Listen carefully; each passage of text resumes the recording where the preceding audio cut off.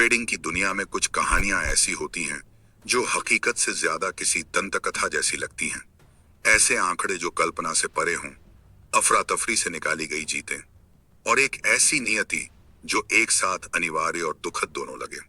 ऐसी ही एक कहानी की शुरुआत वॉल स्ट्रीट या ऊंची इमारतों वाले दफ्तरों से नहीं, बल्कि एक ऐसे युवा से होती है जिसने सब कुछ दांव पर लगाकर एक ही सौदे पर शर्त लगाने की हिम्मत की। यह फैसला उसकी जिंदगी की दिशा हमेशा के लिए बदल देगा। माइकल मार्कस का जन्म प्रोविडेंस, रोड आइलैंड में एक यहूदी परिवार में हुआ था, जिनकी जड़ें साधारण लेकिन सम्मानजनक थीं। उनके पिता न्यायाधीश के रूप में काम करते थे, जबकि उनकी मां शिक्षक थीं। यह बौद्धिकता और डिफाइस अनुशासन से भरा हुआ घर था, जिसने मार्कस को तेज दिमाग और उद्देश्य दोनों दिए। जॉन्स हॉपकिंस यूनिवर्सिटी तक पहुंचते पहुंचते उनकी प्रतिभा निर्विवाद थी। 1969 में फाई बेटा कैपा से स्नातक होकर ऐसा लगता था कि वे शैक्षणिक जीवन के लिए बने हैं। उन्होंने क्लार्क यूनिवर्सिटी में मनोविज्ञान में स्नातकोत्तर अध्ययन भी किया, मानव मस्तिष्क के कामकाज के प्रति उत्सुकता से। लेकिन किस्मत ने तय कर रखा था कि वह शांत अकादमिक गलियारों में नहीं टिकेंगे। साल था 1972। मार्कस ने अपनी पूरी जिंदगी की बचत $7,000 जमा करके उसे प्लाईवुड फ्यूचर्स में निवेश कर दिया। यह एक साहसी, लगभग लापरवाह निर्णय था, जो आंशिक रूप से एक सहकर्मी के वादे से प्रेरित था, जिसने दावा किया कि वह उसका पैसा दोगुना कर सकता है। शायद ही किसी ने सोचा होगा कि इतिहास की एक घटना इसमें हस्तक्षेप करेगी। जब राष्ट्रपति रिचर्ड निक्सन ने वस्तुओं की कीमतों पर रोक लगा दी, तो अधिकांश निवेशकों ने तबाही के लिए खुद को तैयार किया। लेकिन प्लाईवुड बाजार ने उम्मीदों के विपरीत रैली की। मार्कस के मामूली $7,000 जल्दी ही $12,000 में बदल गए। यह उस आग की पहली चिंगारी थी जो एक दिन उससे कहीं ज्यादा तेज जलने वाली थी जितना कोई कल्पना कर सकता था। गति तेज हो गई। 1973 तक मार्कस ने $24,000 को $64,000 में बदल दिया। उनके सौदे साहसी थे, उनका समय अचूक, और उनकी बढ़ती दौलत ने ट्रेडिंग सर्किलों में कानाफूसी शुरू कर दी। वह सिर्फ खेल नहीं खेल रहे थे, वह उसे नए सिरे से लिख रहे थे। लेकिन सच्चाई यह थी कि मार्कस केवल अंतर्ज्ञान पर निर्भर नहीं थे। वह चार्ट्स का अध्ययन ऐसे करते जैसे वे किसी छिपे खजाने का नक्शा हो, मौलिकताओं को ऐसे पढ़ते जैसे कोई जासूस सुराग ढूंढ रहा हो, और बाजार के व्यवहार को वैज्ञानिक की धैर्यता से देखते। मनोविज्ञान, विश्लेषण और साहस का यह मिश्रण उनका गुप्त सूत्र बन गया। इसी महत्वपूर्ण मोड़ पर मार्कस की मुलाकात उस व्यक्ति से हुई जिसने उनकी जिंदगी की दिशा बदल दी। एड सेकोटा। सेकोटा, जो पहले से ही एक किंवदंती बन रहे थे, तब कंप्यूटरीकृत ट्रेडिंग सिस्टम्स की शुरुआत कर रहे थे, जब अधिकतर लोग अभी भी हाथ से नोट लिखते थे। मार्कस के लिए सेकोटा सिर्फ एक मार्गदर्शक नहीं थे, वह एक रहस्य उद्घाटन थे। सेकोटा ने उन्हें धन प्रबंधन की पवित्र कला सिखाई, जोखिम को नियंत्रित करने की, जबकि दूसरे लालच में खो जाते थे।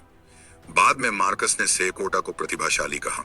उन्हें यह श्रेय दिया कि उन्होंने दिखाया कि अनुशासन केवल साहस ही नहीं, दीर्घकालिक संपत्ति बना सकता है। इस मार्गदर्शन ने मार्कस को ऐसे औजार दिए जो उन्हें विजय और विपत्ति दोनों में आगे ले गए। आने वाले सालों में उनकी उड़ान ऐसी रही जिसे बहुत कम लोग टक्कर दे सकते थे। मार्कस ने मामूली शुरुआती पूंजी को चौंका देने वाली दौलत में बदल दिया। अंततः $30,000 को 2 दशकों में $80 मिलियन की संपत्ति में बदल दिया। उनकी यात्रा उन्हें कमोडिटीज कॉरपोरेशन के कार्यकारी उपाध्यक्ष तक ले गई, जहां उनके फैसलों ने बाजारों को आकार दिया और वैश्विक स्तर पर व्यापारियों को प्रभावित किया। लेकिन मार्कस केवल कमोडिटी ट्रेडर ही नहीं थे, वह दिल से साहसी खोजी भी थे। अपनी होल्डिंग कंपनी कैनमार्क ट्रेडिंग कंपनी के माध्यम से उन्होंने छोटे कंपनियों के शेयरों में निवेश किया। ओटीसी बुलेटिन बोर्ड और पिंक शीट्स पर अनजान नामों में, prospector, consolidated resources and encore clean energy जैसी कंपनियों को उनसे समर्थन मिला, यह दिखाते हुए कि अवसर खोजने की उनकी नजर ट्रेडिंग फ्लोर से कहीं आगे तक जाती थी। सफलता ने कभी मार्कस के मानवीय पक्ष को नहीं मिटाया। वह 2 बेटों, ऑब्री, मूल रूप से नाम क्रिस्टोफर, एडविल, के समर्पित पिता थे।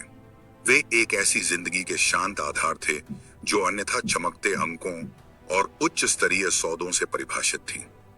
वह आध्यात्मिक जिज्ञासा से भरे व्यक्ति भी थे। एक समय उन्होंने महर्षि महेश योगी का अनुसरण किया और ध्यान और पारलौकिक अभ्यासों में गहराई से उतरे। मानो मार्कस हमेशा खोज में रहते थे, सिर्फ बाजारों में मुनाफे के लिए ही नहीं, बल्कि उनके परे अर्थ खोजने के लिए भी। आखिरकार ट्रेडिंग की दुनिया ने मार्कस को सिर्फ सफल नहीं बल्कि प्रतीकात्मक मान लिया। जैक श्वागर ने उन्हें मशहूर किताब मार्केट विजार्ड्स में शामिल किया, जहां मार्कस ने साहस, जोखिम और रणनीति पर अपने स्पष्ट विचार साझा किए। उन्होंने समझाया कि सफल होने के लिए यह पूछना जरूरी है कि क्या बाजार ने पहले ही किसी विचार को मूल्यांकित कर लिया है, क्या तथाकथित रहस्य वास्तव में रहस्य हैं भी या नहीं। थॉमस बैस ने द प्रेडिक्टर्स में संक्षेप में मार्कस को एक चार्टिस्ट के रूप में दिखाया, जो रेजिस्टेंस लेवल पर ध्यान केंद्रित करते थे, जिससे उनकी तकनीकी सोच झलकती थी। इस बीच कंपनियों ने उनके अनुभव की कद्र की। उन्हें वायरेक्स मेडिकल कॉर्प के बोर्ड में चुना गया, जो इम्यूनोथेरेपी पर काम कर रही एक बायोटेक फर्म थी, और यह उनके वित्तीय जगत से परे प्रभाव को दर्शाता था। लेकिन यहां तक कि दंतकथाएं भी लड़खड़ाती हैं जब दुनिया उनके पैरों तले बदल जाती है। जैसे जैसे नया सहस्राब्दी करीब आया, ट्रेडिंग एक ऐसे युग में प्रवेश कर गया जहां उन्नत कंप्यूटर और विकसित होती तकनीक हावी थी। मार्कस, जिन्होंने अपनी अनोखी अंतर्ज्ञान और विश्लेषण के मिश्रण पर उछाल मारी थी, अब अस्थिर जमीन पर खड़े थे। उनकी विधियां उन नए सिस्टम्स के साथ तालमेल नहीं बैठा सकी जो बाजारों को नया रूप दे रहे थे। नुकसान बढ़ने लगे, आत्मविश्वास डगमगाने लगा। वही दिमाग जो कभी बाजारों के साथ सहजता से नाचता था, अब शोर में खो गया। मार्कस के लिए यह केवल पेशेवर असफलता नहीं थी, यह गहराई से व्यक्तिगत था। जवाब खोजने के लिए मार्कस ने असामान्य रास्ते अपनाए। उन्हें एक किताब मिली जिसमें दावा किया गया था कि निवेश के फैसले आवाजें सुनकर किए जा सकते हैं। शुरू में यह बेतुका लगा, लेकिन हताशा सबसे तेज दिमाग को भी मोड़ सकती है। वह विश्वास करने लगे, और इससे भी बुरा, उन्होंने उस पर काम करना शुरू कर दिया। इन आवाजों से प्रेरित सौदे बर्बादी में बदल गए। इसके बाद गिरावट डॉलर में नहीं बल्कि मानसिक संतुलन में मापी गई। मनोविकार ने जड़ें जमा ली, जिससे बार बार संस्थागत देखरेख की नौबत आई। वह आदमी जिसने कभी लाखों का मालिकाना किया, जो अनिश्चितता पर महारत का प्रतीक था, अब अपने ही दिमाग के अंधेरे कोनों से जूझ रहा था। अपनी जिंदगी के अंतिम 12 सालों तक मार्कस दुनिया से दूर हो गए। टेक्सास के ऑस्टिन में एकांत और गुमनामी में रहते हुए वह उन बाजारों से दूर हो गए जिन्होंने उन्हें परिभाषित किया था, उस रोशनी से दूर जिसने उन्हें सम्मानित किया था। उनका परिवार, उनके सहयोगी और ट्रेडिंग समुदाय दूर से देखता रहा, जबकि कभी महान ट्रेडर खामोशी में खो गया। 25 मार्च 2023 को माइकल मार्कस की कहानी समाप्त हुई। फिर भी, मृत्यु में भी, उनकी दंतकथा जीवित रही। उन ट्रेडिंग रूम्स में फुसफुसाई जाती रही, जहां उनके साहसिक कारनामों का अध्ययन और दोहराव होता रहा।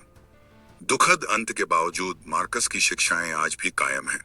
उनका मानना था कि साहस ट्रेडिंग का हृदय है, कि पोजीशन बनाए रखने के लिए साहस चाहिए, सिर्फ संख्याएं नहीं। उन्होंने जोखिम प्रबंधन पर जोर दिया, नुकसान सहने और फिर भी दिशा न खोने की क्षमता पर। सबसे ऊपर, उन्होंने याद दिलाया कि सफलता सब कुछ जानने से नहीं आती, बल्कि यह जानने से आती है कि कब कोई विचार पहले ही बाजार में शामिल हो चुका है। उनका दृष्टिकोण, चार्ट्स, मौलिकताओं और व्यवहार संकेतों का संयोजन आज भी कालजयी है। आज के ट्रेडर भी उनकी फिलॉसफी दोहराते हैं, चाहे वह कमोडिटीज हों, स्टॉक्स, करेंसीज या क्रिप्टो। माइकल मार्कस की जिंदगी कभी सीधी रेखा नहीं थी। यह ऊंचे शिखरों और दिल तोड़ने वाली घाटियों का टूटा फूटा चार्ट थी। उन्होंने दुनिया को दिखाया कि साहस और अनुशासन से कितनी ऊंचाइयां हासिल की जा सकती हैं, और यह भी कि मानव मस्तिष्क किस गहराई तक गिर सकता है। उनकी कहानी सिर्फ पैसे की नहीं है, यह महत्वाकांक्षा, जिज्ञासा, दृढ़ता और नाजुकता की कहानी है। यह हमें याद दिलाती है कि महानता अपने बोझ लेकर आती है, कि दिग्गज भी टूट सकते हैं, और कि बाजार प्रतिभा को पुरस्कृत करते हैं लेकिन कभी दया नहीं दिखाते। हर उस ट्रेडर के लिए जो संपत्ति का सपना देखता है, माइकल मार्कस का नाम प्रेरणा और चेतावनी दोनों है। उन्होंने साबित किया कि दृढ़ निश्चय और अंतर्दृष्टि से कोई व्यक्ति हजारों को लाखों में बदल सकता है। फिर भी उनका पतन एक और सच्चाई फुसफुसाता है।